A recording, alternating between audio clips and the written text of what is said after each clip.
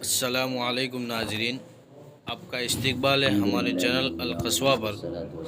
ہمارے ایسے اور ویڈیو کو دیکھنے کے لیے ہمارے چینل کو لائک کریں، شیئر کریں، سبسکرائب کریں اور بیل آئیکن کو بھی ضرور دبائیں۔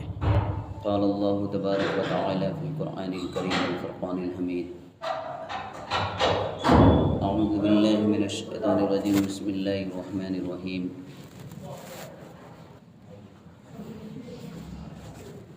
قل اللہم مالک الملک تؤتی الملک من تشاء وتنزع الملک ممن تشاء وتعز من تشاء وتذل من تشاء بیدک الخیر انک علی کل شیء قدیر۔ وقال النبی صلی اللہ علیہ وسلم الدنیا جیفۃ وطالبها کلاب، او کما قال النبی صلی اللہ علیہ وسلم۔ اللہ رب العزت کا بے انتہا کرم ہوا، فضل ہوا، احسان ہوا کہ اللہ رب العزت نے مجھے اور آپ کو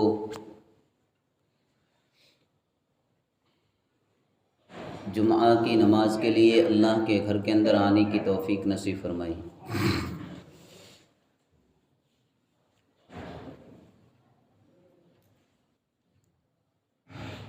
آج اس مبارک مجلس کے اندر چند باتیں ہیں جو اوپر سے حکم دیا گیا ہے کہ آج دنیا کے اندر جو فتن و فساد چل رہا ہے اور ایمان والا سو رہا ہے۔ مولانا سید محمود مدنی دامت برکاتہم العالیہ نے ہر ایک ایمان والے سے مخاطب ہو کر یہ بات کہی ہے کہ آج جو ایمان والا دین کی محنت کر رہا ہے اس کے اوپر جو حالات آ رہے ہیں اس کے بارے میں چند باتیں کہنی ہیں۔ علامہ ابن تیمیہ رحمۃ اللہ علیہ نے بہت عجیب بات لکھی ہے کہ حق بات کو اگر پہچاننا ہے، دیکھنا ہے کہ حق کون سا ہے، علامہ ابن تیمیہ رحمۃ اللہ علیہ نے فرمایا کہ جہاں تیر زیادہ لگ رہے ہو، جس کے پوری دنیا نشانے کے اوپر لگا رہی ہو، آپ لوگ میرا اشارہ سمجھ رہے ہیں کہ آج سب سے زیادہ نشانہ کس چیز کے اوپر لگایا جا رہا ہے؟ اللہ کا کرم ہے، اللہ کا احسان ہے کہ اللہ رب العزت نے مجھے اور آپ کو ہماری رہبری کے لیے علماء دیوبند دیے، اور یہ علماء دیوبند وہ کم ہستی نہیں ہے۔ میں آپ کو ایک بات بتاتا ہوں کہ جب مسجد نبوی صلی اللہ علیہ وسلم کے اوپر جب گنبد لگا ہوا ہے تو ایک طرف حدیث تھی کہ اللہ کے نبی صلی اللہ علیہ وسلم کے روضہ اقدس کے اندر جو گنبد لگا ہوا ہے اس کو ہٹا دیا جائے، یہ حدیث ہے۔ آپ کسی بھی عالم سے پوچھئے کہ قبر کو پختہ نہیں کیا جاتا ہے، پکی قبر نہیں بنائی جاتی ہے۔ مکہ مکرمہ کے جتنے بھی علماء کرام تھے، حدیث کے سامنے کیا کوئی کچھ کر سکتا ہے؟ ایک طرف حدیث ہے اور ایک طرف اللہ کے نبی صلی اللہ علیہ وسلم کا روزہ ہے، کرے تو کیا کرے؟ یہ بات ہوتے ہوتے ہندوستان تک پہنچی، کسی چیز کی جرت نہیں تھی کہ اس کے بارے، کیونکہ سامنے اللہ کے نبی صلی اللہ علیہ وسلم کا فرمان ہے۔ اللہ کے نبی صلی اللہ علیہ وسلم کے فرمان کے سامنے کیسا بھی ایمان والا ہوگا اپنا ہتھیار ڈال دے گا۔ حدیث کہہ رہی ہے کہ قبر کو پختہ نہیں بنایا جائے گا۔ اب اس وقت کا جو بادشاہ تھا اس نے کہا کہ یہ مسجد گنبد کو ہٹا دیا جائے، کوہرام مچ گیا پوری دنیا کے اندر۔ میں آپ کو جو بات بتانا چاہ رہا ہوں دوستو بزرگوں، میرے لیے، آپ کے لیے، اور جو کام کرنے والے ہیں، دین کے کام کرنے والے ہیں، جگہ جگہ کے اوپر جاتے ہیں اور ایسی جگہوں کے اوپر جاتے ہیں جہاں بھائی اور بہن کے اندر فرق نہیں سمجھا جاتا ہے، ایسی جگہ کے اوپر جا کر لوگ محنت کرتے ہیں۔ جب یہ کام شروع ہوا، دعوت و تبلیغ کا کام شروع ہوا، 1926 سے یہ کام شروع ہوا۔ مولانا الیاس صاحب رحمۃ اللہ علیہ نے اس کام کو شروع کیا۔ اس سے پہلے سہارنپور کے اندر پڑھاتے تھے، ان کے بھائی بڑے محمد تھے، ان کا انتقال ہو گیا، پھر اس کے بعد یہاں آئے۔ واقعہ بہت لمبا ہے، تو انہوں نے دیکھا اس وقت ایک تحریک چلی، جیسے آج جگہ جگہ کے اوپر تحریک چل رہی ہے کہ یہ مسلمان دوسرے جگہ سے آئے ہیں، ان کو نکال دیا جائے۔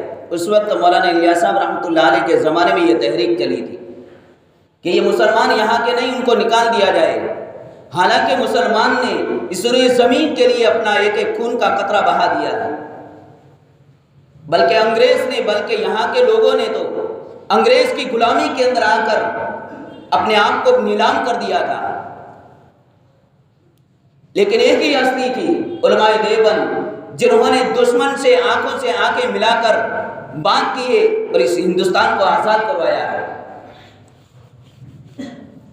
14,000 علماء کرام نے اپنے تخت نشین کو چھوڑ کر، درس نظام کو چھوڑ کر، اللہ اور اللہ کے نبی صلی اللہ علیہ وسلم کی بات کو چھوڑ کر، قال النبی صلی اللہ علیہ وسلم کی بات کو چھوڑ کر، اپنے گدی کو چھوڑ کر میدان جنگ کے اندر آئے تھے۔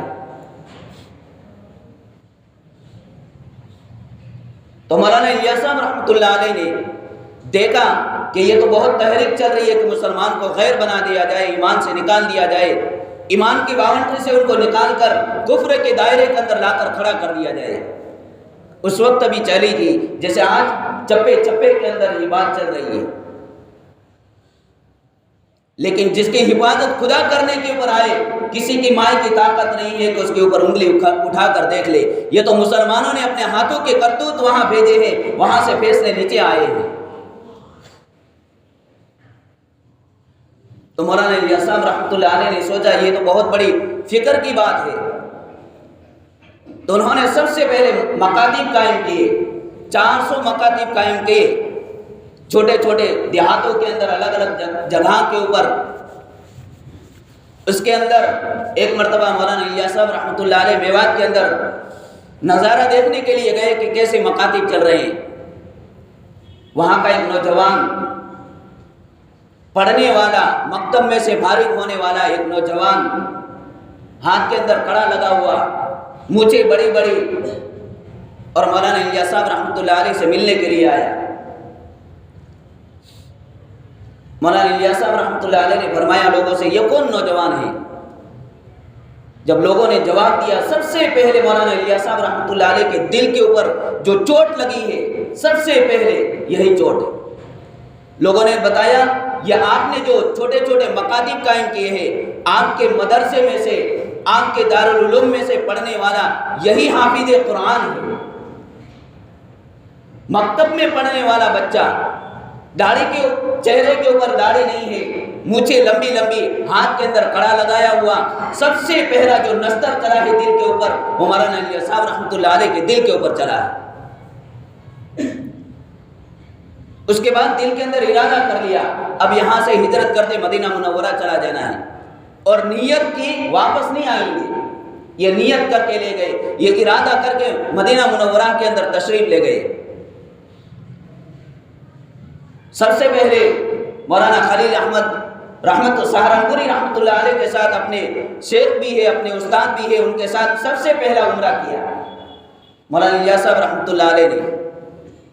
اور جب وہاں گئے، اللہ کے نبی صلی اللہ علیہ وسلم کی خاک کے اندر زیارت ہوئی، انہوں نے اللہ کے نبی صلی اللہ علیہ وسلم نے فرمایا آپ ہندوستان جاؤ، اللہ آپ سے کام لے گا۔ مولانا الیاس صاحب رحمۃ اللہ علیہ اللہ کے نبی صلی اللہ علیہ وسلم سے خاک کے اندر یہ بات کہی کہ یا نبی اللہ، میں امت کے اندر امتی کے بہتری کے لیے کیا کام کروں؟ اللہ کے نبی صلی اللہ علیہ وسلم نے فرمایا جو میں نے مکہ مکرمہ کے اندر جس طریقے سے، جس انداز سے، جس نوعیت سے کام کیا تھا وہ تم کام کرو۔ مولانا الیاس صاحب رحمۃ اللہ علیہ نے فرمایا حضرت میں جانتا نہیں ہوں آپ نے کس طریقے سے مکہ مکرمہ کے اندر کام کیا، آپ مجھے بتائیے۔ اس وقت اللہ کے نبی صلی اللہ علیہ وسلم نے فرمایا سورہ مکی کے اندر یہ ایک سورت ہے، اس کے اندر آپ غور کرو، تدبر کرو، فکر کرو، اس کے اندر آپ کو راستہ مل جائے گا۔ پھر اللہ کے نبی صلی اللہ علیہ وسلم نے یہ کام سمجھایا، یہ عقل کے ذریعے سے نہیں چلا ہے کہ انسان کے دماغ کے اندر آ گیا اور چل دیے۔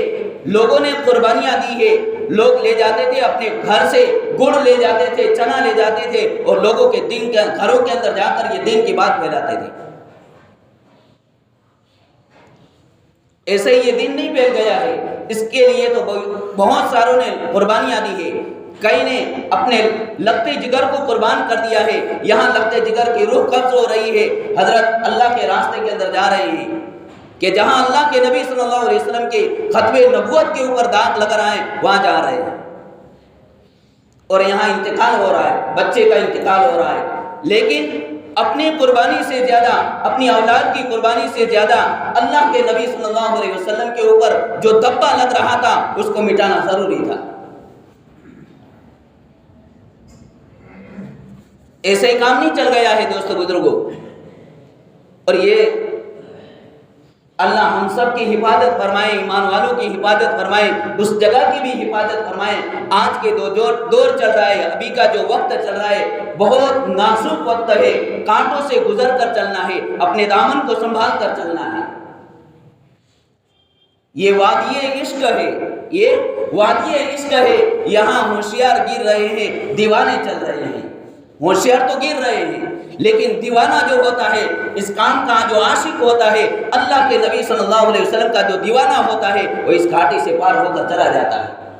باقی ہوشیار تو گر رہے ہیں، میرا جیسا اپنے آپ کو ہوشیار سمجھ رہا ہے لیکن گرا رہا۔ ایک شاعر نے کیا خوب کہا تھا، آج نہ میں ہے نہ میں کھانا ہے، آج بدلا ہوا میں کھانا کا میں کھانا ہے، یک بیک بدری زمانے نے کیسی، یک بیک بدری زمانے نے کروٹ کیسی، جس طرف دیکھیے ویرانہ ہی ویرانہ ہے۔ آپ جس طرف بھی اندازہ لگائیے، جس طرف دیکھیے، آپ دین کے ہر شعبے کے اوپر آپ نظر ڈالیے، آپ کو ویرانہ ہی نظر آئے گا۔ برباد گلستہ کے لیے ایک ہی الو کافی تھا، برباد گلستہ کے لیے ایک ہی الو کافی تھا، یہاں تو ہم نے دین کے ہر شاخ کے اوپر الو بٹھا رکھے ہیں، انجام گلستہ کیا ہوگا؟ دین کے ہر شاخ کے اوپر ہم نے اپنے ہاتھوں سے الو بٹھا کر رکھ دیے ہیں، تو ہمارے دین کا مسئلہ کیا ہوگا؟ اس لیے بہت ضروری ہے، مولانا سید محمود مدنی نے دامت برکاتہ العالیہ نے اس بات کو واضح کر کے کہا ہے کہ لوگوں کو جمع کرو اور جمعہ کے دین کے اندر، جمعہ کے بیان کے اندر اس بات کو ظاہر کرو کہ دعوت و تبلیغ والے نے کیسی قربانیاں دی ہیں۔ آج ہم نے اپنی بڑوں کی قربانیوں کو تحت ڈال دیا، نہ مجھے قربانی دینی ہے نہ آپ کو قربانی دینی ہے، انجام تو یہی ہونا تھا۔ اس لیے کہ اللہ کا فرمان ہے لَإِن شَكَرْتُمْ لَأَزِيدَنَّكُمْ وَلَإِن كَفَرْتُمْ إِنَّ عَذَابِي لَشَدِيدٌ۔ اگر تم نے اللہ کی نعمتوں کی قدردانی کر لی تو اللہ کا قانون ہے، اللہ کا ضابطہ ہے کہ اللہ تمہاری نعمتوں کے اندر بڑھوتری کرے گا، اور اگر اللہ کی نعمتوں کی تم نے ناشکری کی، ناقدری کی، اللہ نعمت کو لے بھی لے گا، اور تمہارے اوپر اللہ نے فرمایا إِنَّ عَذَابِي لَشَدِيدٌ، میرا عذاب بھی سخت ہے، صرف نعمت نہیں لے لوں گا بلکہ اس کے بعد عذاب بھی دوں گا۔ ایمان والے نے دین کی بات کو ٹھکرا دیا۔ جب بھی دین کا تقاضا آتا ہے، ایمان والا اپنے گھر کے تقاضے کو سنبھال لیتا ہے، تو کون دین کا کام کرے گا؟ اللہ کسی کا محتاج نہیں۔ اگر ہم نے دین کے کام کو نہیں کیا، اللہ ایسی قوم کو کھڑا کرے گا جو غیروں سے کام لے لے گا۔ مولانا ابراہیم صاحب دامت برکاتہ عالیہ نے اپنے بیان کے اندر کہا تھا کہ اللہ نے تو دین کا کام فاجر، فاسق، گنہگار سے بھی لے لیا ہے، گنہگار سے بھی اللہ نے دین کا کام لیا ہے۔ اور کئی ایسے موقع ہیں کہ اللہ نے لیا ہے، لیکن مجھے اور آپ کو یہ جاننا ضروری ہے کہ یہ کام کس طریقے سے چلا اور کہاں تک چلا اور کیسے چلا۔ اللہ والوں نے قربانیاں دی ہے، اس کے لیے تو دیوانگی چاہیے، پاگل پن چاہیے، ورنہ آدمی نہیں چل سکتا ہے۔ آدمی اگر کہتا ہے کہ میں اپنے لیے کر رہا ہوں تو آدمی چل نہیں سکے گا، تھوڑی قدم چلے گا گر جائے گا۔ لوگ اس کو ساتھ نہیں دیں گے تو انسان ہمت ہار جائے گا۔ لیکن جو آدمی یہ سمجھے گا نہیں یہ میرا کام ہے، کوئی ساتھ دے نہ دے، میں تو ہر حال کے اندر، جس طریقے سے اللہ کے نبی صلی اللہ علیہ وسلم نے ایک ایک فرد کے ساتھ جا کر، ایک ایک گھر کے سامنے جا کر اپنے آپ کو عاجز بنا کر ایک امت کے لیے روئے تھے، گڑ گڑائے تھے، اس طریقے سے اگر کام کریں گے اللہ پوری دنیا کے اندر یہ کام چمکا کر رکھے گا۔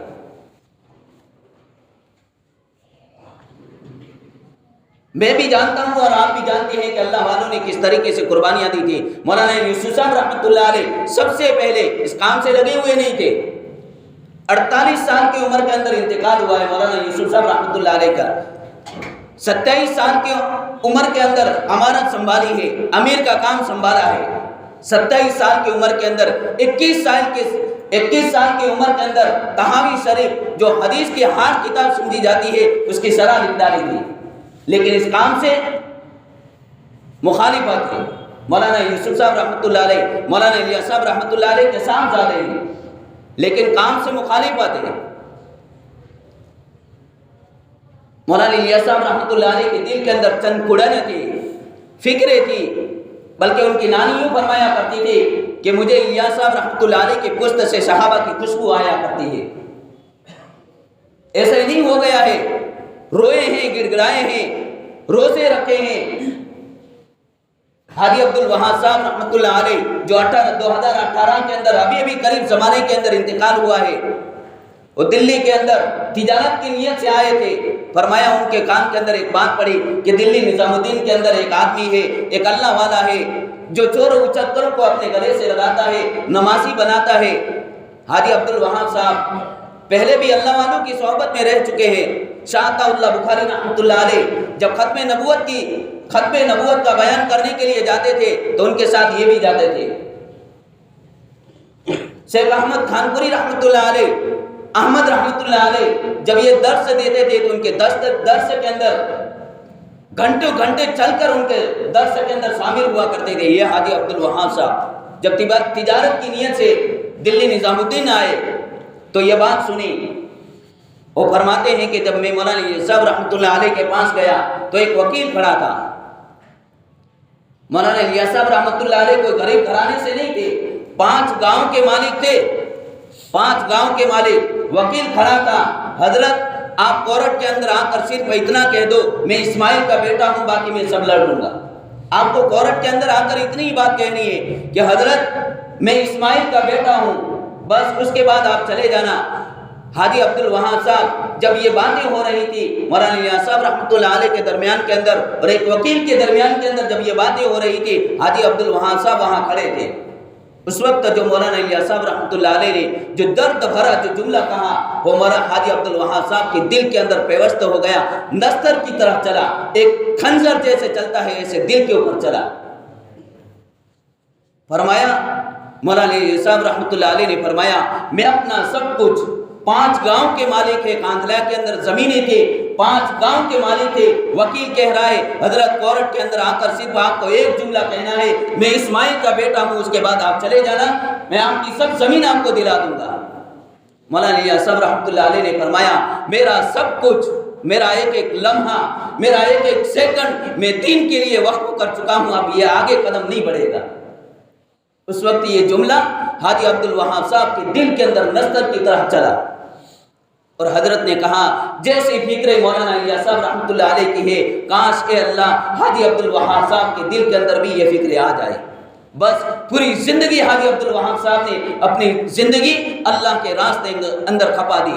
ایسے ہی دعوت و تبلیغ کا کام نہیں پھیلا ہے، پونی دنیا کے اندر یہ چپے چپے کے اندر یہ کام ہو رہا ہے۔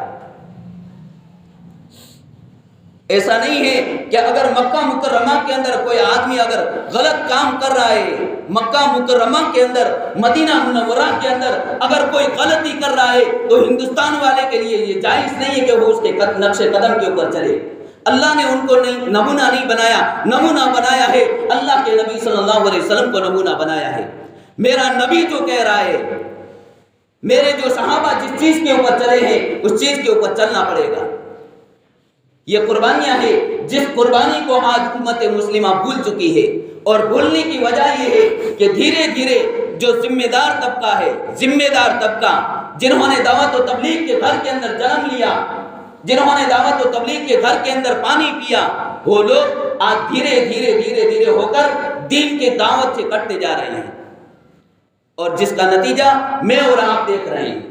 لوگ سمجھانے کے لیے آتے ہیں کہ آؤ اللہ کے گھر کی طرف، 5 منٹ زیادہ ہو جائے گی اس لیے کہ مجھے وہاں سے حکم دیا گیا ہے، اس لیے ٹائم کی فکر نہ کرنا۔ یہ کام دوستو بزرگوں ایسے ہی نہیں چلا ہے، بہت قربانیوں کے بعد چلا ہے۔ مولانا یوسف صاحب رحمۃ اللہ علیہ، میں بات یہ عرض کر رہا تھا کہ مولانا یوسف صاحب رحمۃ اللہ علیہ اس کام سے بالکل مخالف، لیکن مولانا یوسف صاحب رحمۃ اللہ علیہ کا جب انتقال ہونے لگا، حاجی مولانا عبد اللہ سندھی رحمۃ اللہ علیہ، اللہ نے ان کو فراست دی تھی، اور فراست کیسی، جب وہ آئے تو مولانا یوسف صاحب رحمۃ اللہ علیہ جوانی تھی، بیٹھے ہوئے تھے، مولانا عبد اللہ سندھی نے ایک جملہ ارشاد فرمایا، مولانا یوسف صاحب رحمۃ اللہ علیہ کا، فرمایا یہ بچہ کس کا ہے؟ مولانا یوسف صاحب رحمۃ اللہ علیہ کی طرف اشارہ کر کے فرمایا، مولانا یوسف صاحب رحمۃ اللہ علیہ نے فرمایا یہ میرا بیٹا ہے۔ اس وقت مولانا یوسف صاحب رحمۃ اللہ علیہ، مولانا احسان الحق صاحب رحمۃ اللہ علیہ، یہ دونوں بیٹھے ہوئے تھے، تو مولانا یوسف صاحب رحمۃ اللہ علیہ کی طرف اشارہ کر کے فرمایا یہ بچہ دین کا کام کرے گا، حالانکہ مخالفت کر رہا ہے، لیکن اللہ نے فراست دی تھی مولانا عبید اللہ سندھی رحمۃ اللہ علیہ کو، اور یہ فراست کام کے اندر آئی۔ جب مولانا یوسف صاحب رحمۃ اللہ علیہ کا انتقال ہونے لگا تو مولانا یوسف صاحب رحمۃ اللہ علیہ کو بلایا، بیٹا اب چند گھڑیاں باقی ہے، کیا فرمایا؟ بیٹا چند گھڑیاں باقی ہے، آج اپنے باپ کے گلے سے لگ جا۔ مولانا یوسف صاحب رحمۃ اللہ علیہ آئے، گلے سے لگے، مولانا یوسف صاحب رحمۃ اللہ علیہ نے آخری وقت تھا، آخری وقت اپنے گلے سے لگایا۔ نسبت بعض مرتبہ منتقل ہو جایا کرتی ہے، یہ جو دین کی نسبت ہوتی ہے، جو فکریں ہوتی ہے، جو کڑن ہوتی ہے، نہ معلوم وہ دبانا کس انداز سے تھا، جیسے جبرائیل علیہ السلام نے اللہ کے نبی صلی اللہ علیہ وسلم کو دبایا تھا، وہ معلوم نہیں کس انداز سے، کس نوعیت سے، کس فکر کے ساتھ مولانا یوسف صاحب رحمۃ اللہ علیہ کو اپنے گلے سے لگایا، وہ نسبت منتقل ہو گئی۔ پھر ایسی فکر آئی، ایسی فکر آئی، ایسی کڑن آئی کہ دوستو بزرگوں سوانح حیات کے اندر لکھا ہے کہ بیان کر رہے تھے 4 گھنٹے بیان کرنے والے، ان کے سوانح حیات کے اندر لکھا ہے 12 گھنٹے دین کے خاطر بولنے والے کبھی چپ نہیں ہوتے تھے، دین کے خاطر بولنا، یہ چپے کا جو دین پھیلا ہے، یہ دوستو بزرگوں مولانا کی قربانی کی وجہ سے پھیلا ہے۔ مولانا الیاس صاحب رحمۃ اللہ علیہ تو دین کو اجمالاً کھول کے گئے تھے، پھیلایا مولانا یوسف صاحب رحمۃ اللہ علیہ نے۔ اس قربانیوں کے ذریعے سے یہ دین ہم تک پہنچا ہے۔ بیان کر رہے تھے، یہاں پھوڑا نکل آیا، پھوڑا، اور پھوڑا اتنا خطرناک تھا کہ 24 گھنٹے اس میں سے خون نکلتا رہتا تھا۔ ایک آدمی وہاں بیٹھا ہوا تھا، ایک کپڑا تر ہو جاتا، خون سے تر ہو جاتا، دوسرا کپڑا لگا دیتے، دوسرا تر ہو جاتا، تیسرا کپڑا لگا دیتے۔ اتنی فکر تھی دین کے خاطر کہ یہاں سے خون نکل رہا ہے، لیکن دین کی اتنے فکریں تھی، خون نکلے تو نکلے، میرا ایک جسم کا ایک خون کا قطرہ نکل جائے، لیکن میں دین کی بات ہر امت مسلمہ تک پہنچا کر رہوں گا۔